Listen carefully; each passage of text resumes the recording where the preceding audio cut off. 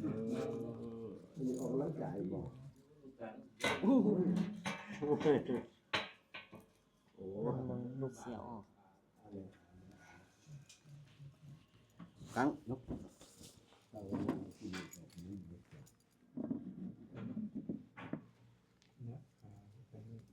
ส่วนก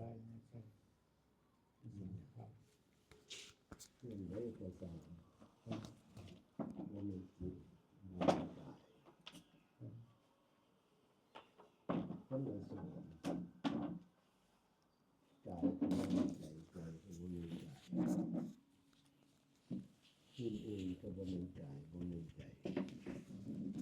ด้วยแต่เพราะมันเป็นแก่วัดสุยามหลวงตานี่แห้ง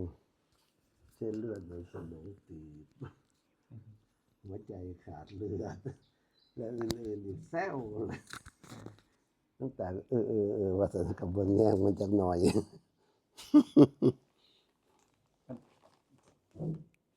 ธรรมดาอยู่เนาะคันไปเบิ่งอันหันว่าอุณหภูมิตัวความรู้สึกมึนแล้วก็เย็น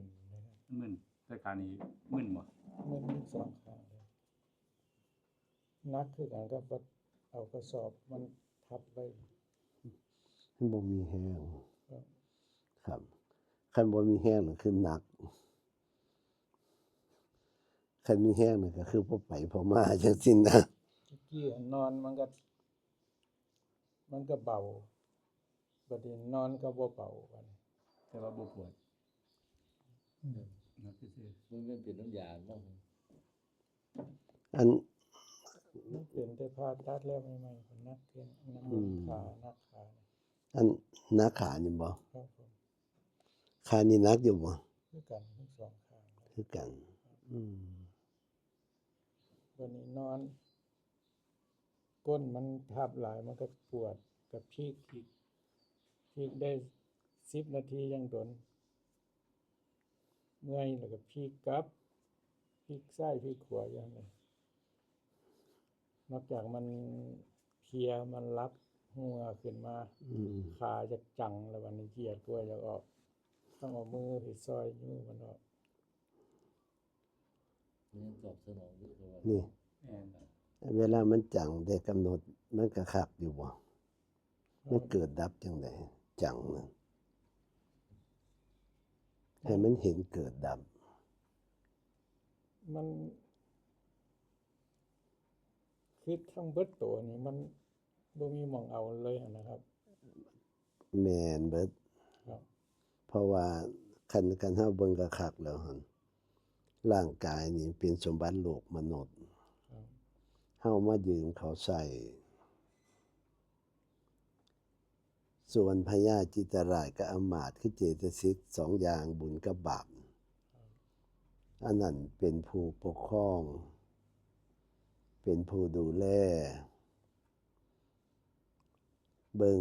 ให้มันออกคักๆแยกออกคนละส่วนนักเกิดดับจังใดเบาเกิดดับจังใดทุกข์เกิดดับจังใดสุขเกิดดับจังใดเบิ่งมันให้มันเข้าใจเบิดทุกสิ่งทุกอย่างเด้อคันเราเห็นมันเกิดดับแล้วจิตนี่สิมันสิบ่วุ่นวายหยังเลยแต่ต้องรู้จักมันเกิดดับยังนอนอยู่สิเกิดดับจังใดเบิ่งมันก็คักความคิดเกิดดับจังใดตาเห็นหยังเกิดดับจังใดหูได้ยินหยังเกิดดับจังใดจมูกได้กลิ่นเกิดดับจังใดลิ้นได้รับรสเกิดดับจังใดกายสัมผัสเย็นร้อนอ่อนแข็งเกิดดับจังใดเบิ่งมันกำหนดเพียรมาอยู่จังซั่นคันมันขาดวุบไปยามใดก็สร้างมันก็สังเกตเท่าหั้นหนึ่งตั้งแต่ปลายผมพื้นเท้าจากพื้นเท้าถึงปลายผมเบิ่งมันให้เห็นมันชัดเจนอีหลีอย่างสมมุตินึกไปวัดเก่านึกปุ๊บเกิดดับไปจังไดจังฮอดวัดเก่านึกไปวัดผิดเกิดดับจังไดนึกไปหันไปนี่เกิดดับจังไดเบิ่งมันอยู่จังซี่ สังเกตเบิ่งแยงมันคือเบิ่งแยงจิตใจครับคันเฮาเห็นเกิดดับอยู่ที่จิตใจมันสิบ่วุ่นบ่วายบ่ปรุงบ่แต่งอีหยังเพราะว่าสิ่งใดเกิดแล้วก็ต้องดับดับแล้วไม่เกิดอีกเท่านั้นที่มันเกิดใหม่เพราะว่าเป็นเรื่องใหม่ไม่ใช่เรื่องเก่าแต่เกิดเรื่องเดียวกันแต่ว่าคนละอันเบิ่งมันก็คักแผ่เมตตาให้บ่อยๆอยู่จังสินะ พอดีแล้วหั่นน่ะก็เลยให้มันแล้วซะว่าซั่นพระใหญ่ก็มื้อนี้เพิ่นก็ลงมือต่ออยู่ประกอบกับคณะเมื่อวานมหาเหล็กก็มาหลวงตาว่าต้องมาบ่ได้แล้วมาฮอดแล้วก็มาแจ้งให้ปู่กอบฟังว่าสิขึ้นโครงพระใหญ่นี่สิเฮ็ดจังไดเพิ่นก็บอกกันเรียบร้อยหลวงตาให้ยกมือ12รูปมั่งยกอาสาจิตอาสาสร้างพระหลวงตาบอกนำอีก4รูปเป็น18 19 20กับผู้โจกับผู้กอบกับผู้อื่นเพิ่นก็ไปซอยอยู่หั่นนะเพิ่นบ้างเพิ่นก็ไปซอยอยู่เบิ่งแล้วก็หลวงตาว่าคันพ่อมันแล้วไวก็ให้มันแล้วไวซะว่าซั่นหลวงตาว่าให้มันเป็นบุญแก่ทุกฝ่ายว่าซั่นจังว่าแล้วบุญครบรอบวัด33 ปีแล้วก็วันวิสาขะพอดีก็เลยประชุมสงฆ์ก็เลยคุยกันพระ99รูปมื้อประชุมสงฆ์ครับผู้จำเป็นนี่จังบ่ได้ขึ้นก็เลยประชุมสงฆ์ปรึกษาเรื่องกันหลายอย่างโซลาร์เซลล์ก็เขาเจ้ามาเฮ็ดให้ก็แล้วแต่ว่าเพิ่นได้จ่ายตังค์เขาเจ้าว่าราคาบุญหลวงตาพร้อมเวลาไหนได้ทั้งหมดบ่มีฮอดเอกสารเซ็นสัญญาหยังเดะเขาเจ้าก็มั่นใจนำเฮานะหมอรองเป็นผู้ประสานแรกๆพอมาคุยกันแล้วเขาจะเลยว่าราคาบุญครับ40 กิโลวัตต์นี่ผมขอราคาบุญนี่450,000ว่าและยังมีจะมีอีกบ้างก็ไม่มากเท่าไหร่มี 89,500 บาทอันเพิ่มไปอีกขอเท่าหัน คันหม้องอื่นก็คือประมาณล้านเขาเจ้าเฮ็ดให้ครับเพราะว่าไปถามเบิ่งแล้ว20 กิโลวัตต์นี่ 500,000คัน40ก็ล้านหนึ่งจังซี่นะอันนี้40 กิโลวัตต์มัน450,000เพิ่มอีกบ่พอแสนยังอยู่500นี่แต่เบิ่งแล้วมันก็พอเป็นพอไปอยู่หลวงตาว่าเราก็เอาเท่าหันอีหลี ค่าติดตั้งบ่ครับ ทั้งค่าวัสดุเบิดซุอย่างบ่แม่นค่าติดตั้งซื่อๆเด้ สิงอมันเฮ็ดจังซี่เด้อครับ มันงอบ่ได้โอ้เอ้ามันบ่อันนั้นเลยบ่บ่ครับบ่ตอบสนองเลย อืม ตะกี้ก็อยู่วัดป่านะครับมันงอกระดิกได้อยู่ อยู่วัดป่าธรรมวิเวกนั่นบ่ ครับ อืม รถมาโรงพยาบาลศรีสงครามเขาเจ้าเขาหั่นมากระตุ้นหั่นน่ะไฟฟ้าบ่ครับสดตึกๆๆๆมันดีขึ้นบ่ก่อนนี้เลย พอดีหมอบ่อยู่บัดนี้หมอนัดวันที่16นี่ ที่พวกที่ฮอดนี่ ครับกายภาพบำบัด ที่สงครามบ่ ครับ อืม ย้อนเป็นจังซี่มันสิไปได้อยู่บ่มันบ่ติงเลยตะกี้กระดิกปลายเท้าก็ยังกระดิกได้อยู่ อันนี้ก็ดีได้บ่ นี่มันรู้สึกบ่ครับ ท่านนี้ได้บ่ บ่ได้ครับ โอ้ รู้สึกบ่ครับรู้สึก แค่ตีบ่ได้ซื้อ มันมึนยาวครับ คันเก่านี่ฮู้เมื่อบ่ฮู้เมื่ออยู่อ๋อ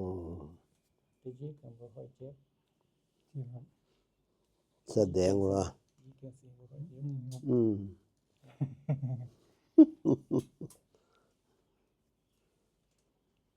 อันว่าให้ทางหลวงพ่อเสียงดอนฮอไปเบิ่งเพิ่นไปอยู่บ่ครับ บ่ไปเพราะว่าทั้งพี่เขาเจ้าเฮ็ด อืม ครับเพราะว่าธรรมดาเนี่ยเขาเฮ็ดแล้ว เขาก็จังเฮ็ดเมื่อเฮ็ดแล้ว เขาจังดำเนินการให้ทางวัดเฮานี่คือเจ้าของที่นะ อืม อันขอไปเขาเจ้าก็ดำเนินการขอไฟฟ้าจะสิมาตรวจ ครับ อันที่อันเชื่อมใช้ไฟฟ้านะ ครับ เมื่อเขาจะมาตรวจเรียบร้อยแล้วเขาจะอนุญาตให้เขาใส่เลยเดี๋ยวนี้มันคันมันแดดหั่นเฮาเฮ็ดมันหลายคันใส่แต่กลางเว้นน่ะมันผลิตได้200กว่ากิโลวัตต์ใส่ไป150 กิโลวัตต์หนึงเหลืออีก50 60 70บางมื้อเหลือไหลเข้าไฟฟ้านะครับ ไฟฟ้าซื้อบ่ครับเพิ่น บ่ ทำบุญกับไฟฟ้าเนี่ย จังว่า ต้องเรียน ที่ได้ปรึกษากับเขาเจ้าว่าคันสิว่ามันเกินจังซี่ก็ซื้อแบตมาไว้ใส่กลางคืนนะจังหน่อย ใส่ตั้งแต่6 โมงไปหา3 ทุ่มจังซี่นะ ช่วง6 โมงไปหา3 ทุ่มนี่มันราคาไฟแพงครับ4 บาทไปหน่วยหนึ่ง เอาบ่มีหมอแบตเก็บไว้บ่ครับนี่ อันนี้บ่ได้มีแต่ว่าสิคุยกันกับผู้รับเหมาอยู่ ครับ ครับเมื่อแรกก็สิประมาณ600,000ปลายน้อยๆทั้งวัดเฮาเฮ็ดอัน ตรงนี้เนาะแบบนี้เนาะ อาหารห่านไว้ให้เขาเจ้านะ สำรองเนาะ อืมแม่นค ผ รับ มว่า100,000ปลายน้อยๆอยู่มั่งที่เฮาเฮ็ดเองนะ ส่งไปกับว่ารับเกษียณ ครับของเขาเจ้า530,000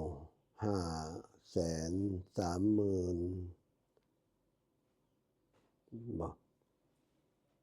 8,000คือ 9,000 8,000ครับผมรวมทั้งเบิดเท่าไหร่ครับไปถึงติดตั้งถึง500,000 ก็สิประมาณ600,000ปลาย บ่ฮอดล้านเนาะ บ่ ก็ใช้หมอเอาหมอแบตเองเด้เพิ่น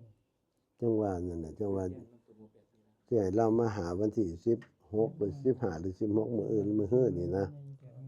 เขาสิคุยกับเราเขาเจ้าขายอยู่แล้วหมอนะบริษัทนี่ครับแต่ว่ามันเกิน คันใส่แต่ก็เป็นกระเว้นสนุกใส่ครับอยากใส่นั่นได้ก็ใส่แต่ว่าเบิ่งแล้วหันใส่151กิโลวัตต์มื้อหนึงกลางเว้นนะ6 โมงเช้าไป6 โมงแลงประมาณนี้นะครับแต่มันผลิตได้200กว่าคันแดด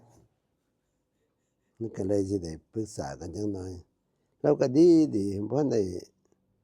บ่เฮ็ดสัญญสัญญาก็มาเฮ็ดให้โลดเดี๋ยวนี้ ครับ ครับสะดวกอยู่โอ้ยเห็นคนใหญ่เนาะกระดูกใหญ่ แล้วอีโตนตัวผู้มาจับลูกจับ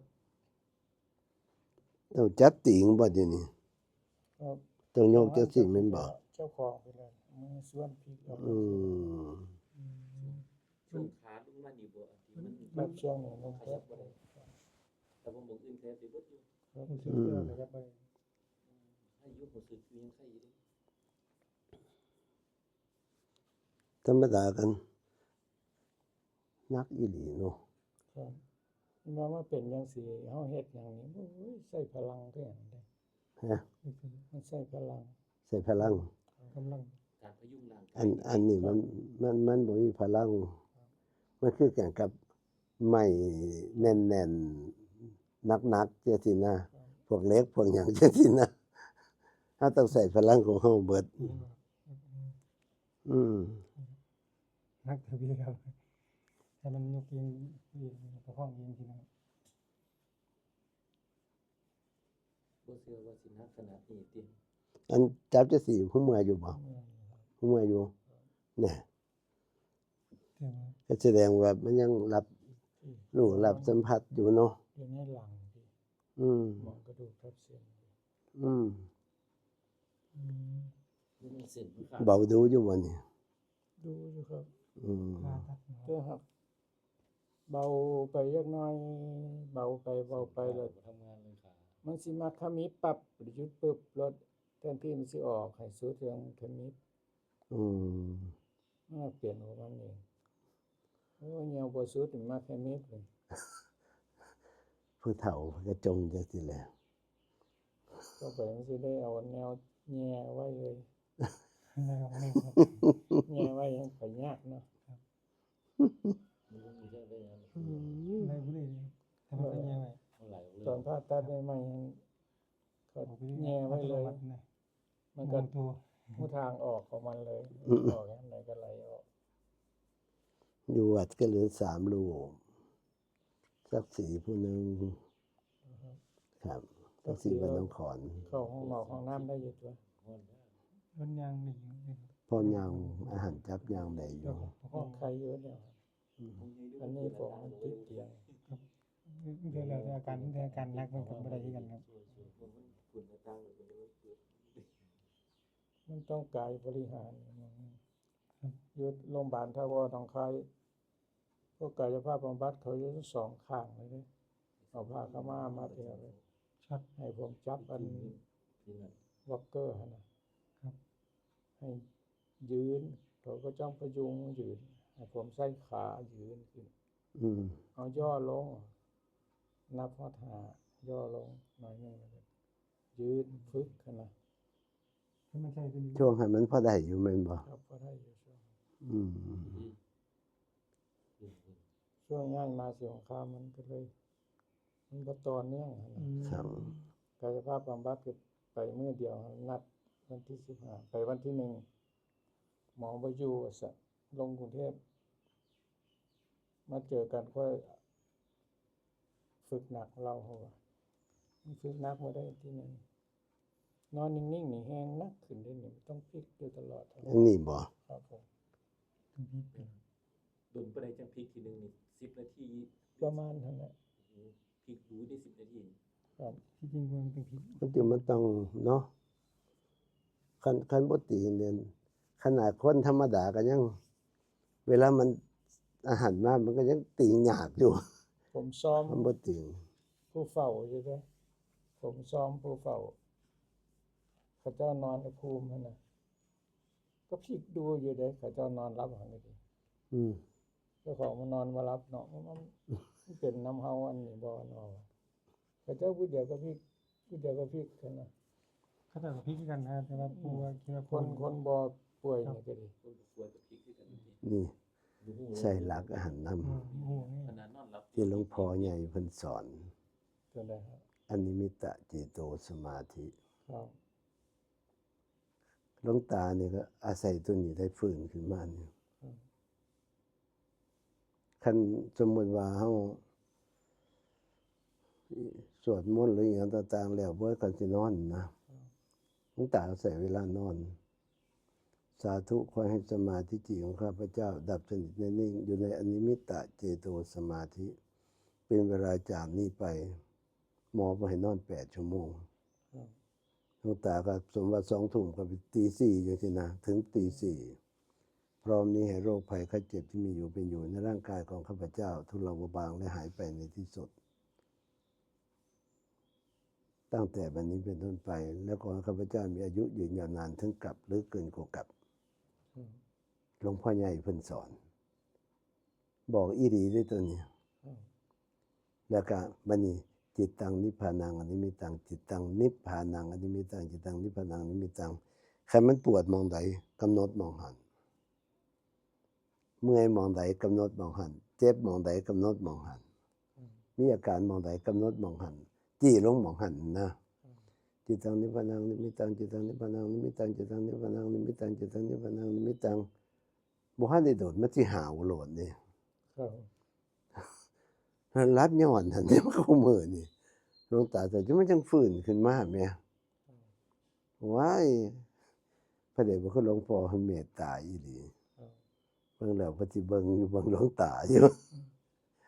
ช่วงมันยอดเผาด่วนยอดตาลด่วนมันโอ้ยจะแม่นคักอีหลีบ่คิดว่ามันสิเป็นจังซั่น ครับ แต่ว่ายืนอยู่นี่เห็นอยู่เห็นสิหั้นบ่คิด ครับ แล้วสิขึ้นไปทางนอกแฮ่งแล้วเลยบ่มีเลย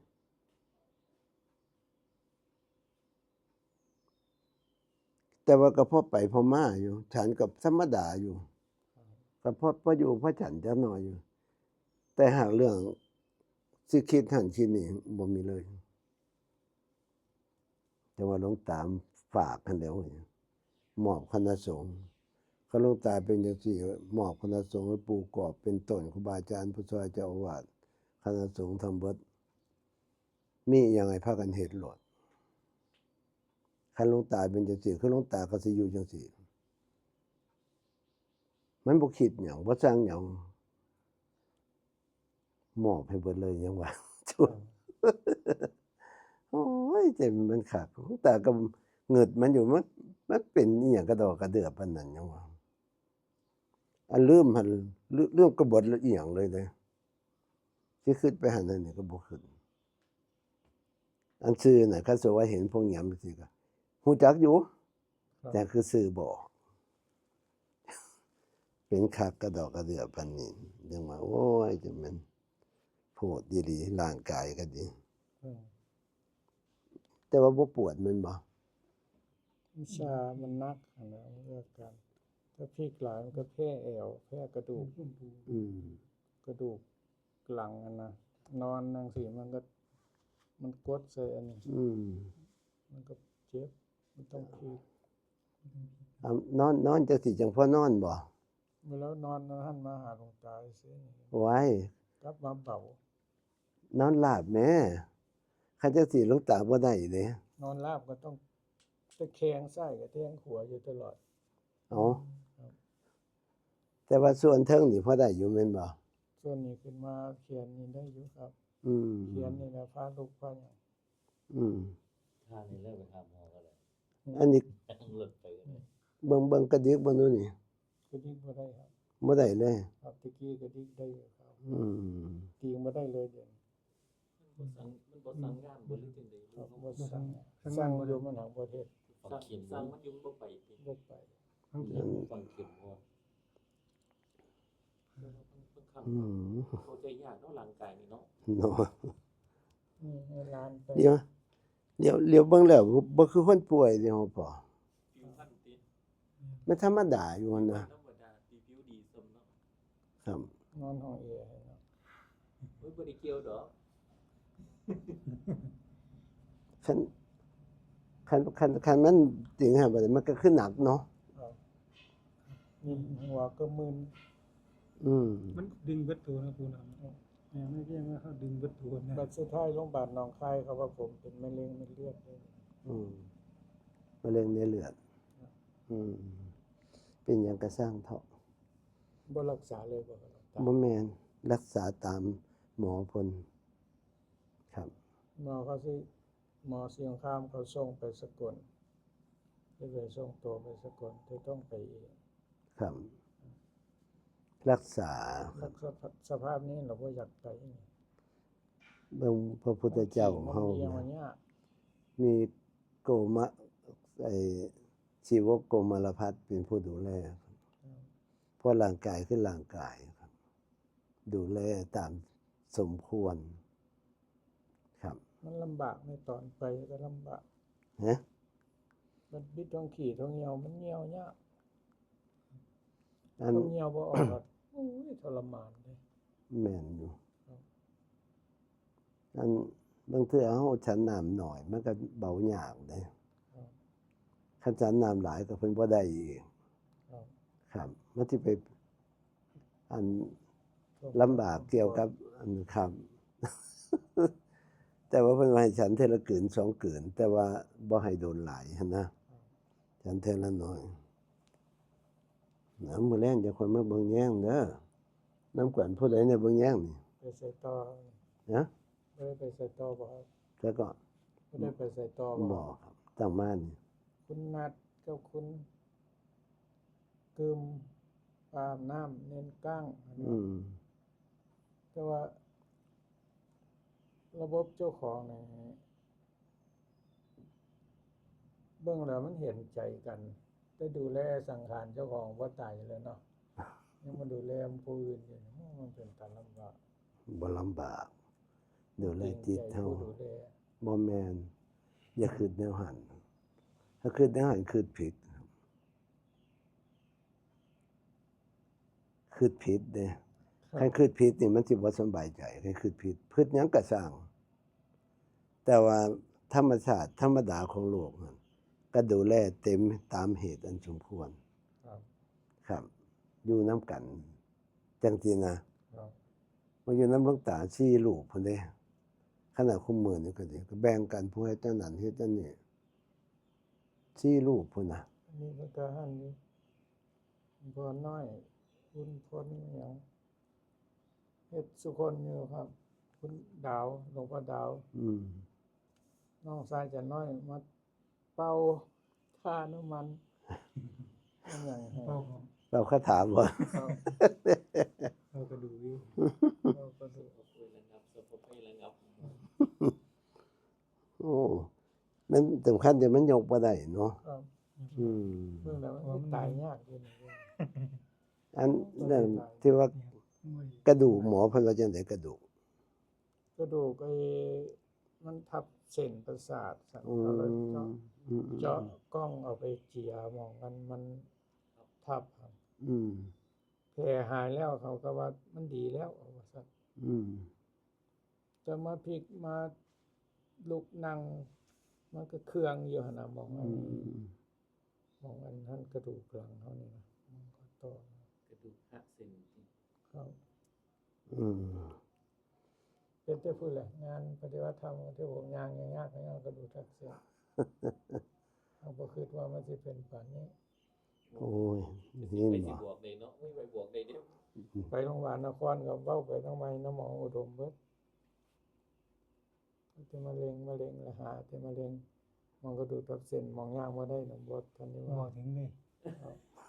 หาแต่มะเร็งยังอ เป็ ยู่ นแต่เรื่องเนี่ยที่ยากกว่าเด้อ โรคกายบ่แม่นโรคใจย่ำอีกเด้อครับ อยู่แบบเย็น เป็นสอ ๆ ง เอากิเลสเอาของมันเบิดซะย่ำอีก ครับเส้นกับ มันบ่เกินความสามารถสมัยข้างพุทธกาลก็ป่วยแล้วก็ภาวนามันก็พ้นทุกข์ครับ ครับ จังซี่นะมันได้อารมณ์กรรมฐานนะนิมนต์พักซะ สาธุครับ เด้อไปอาบน้ำอาบในจะคนมาอยู่นำปู่เพิ่นซอยกันนะจังว่า